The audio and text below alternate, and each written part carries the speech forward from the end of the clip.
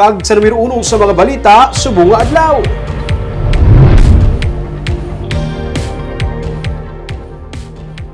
Local campaign period nagsugod na. Mga grupo kag mga individual may kinailangan diskarte sa pag-kick off sang kampanya. May report si Nico Delfin.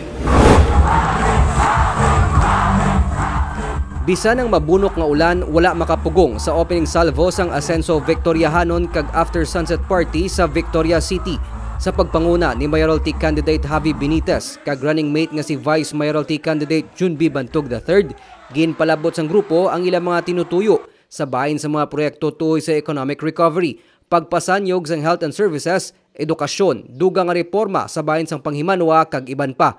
Kaupod sang grupo ang mga nagapapili sa pagkakonsihal. Nagupod man sa opening salvo sanday Governor Eugenio Jose Lacson kag Vice Governor Jeffrey Ferrer, incumbent Congressman Kiko Benitez, anay Congressman kag Bacolod City Mayoralty candidate Albi Benitez.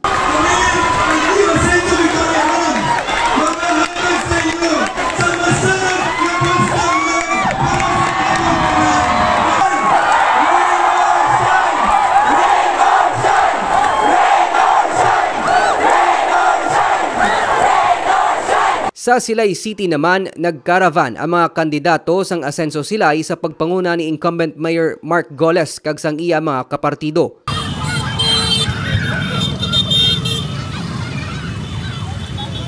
Sa Bacolod, naging pinasay naman ang opening salvo sang independent candidate nga si Ricardo Canutan nga nagparada sa Burgos Public Market. Kaupod niya ang mga dinosaurs kag panda nga mascots nga mga replika sa mga comic characters nga makit-an man sa ilang resort.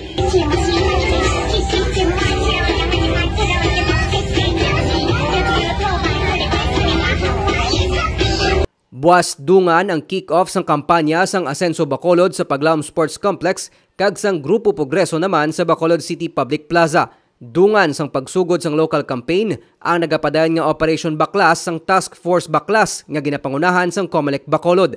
Kaina ginbalikan sang task force ang Dalan Lacson kag ginkakas ang mga oversized kag iban pa nga campaign materials nga wala nabutang sa designated common poster areas. Nico Delfin para sa DigiCast Negros.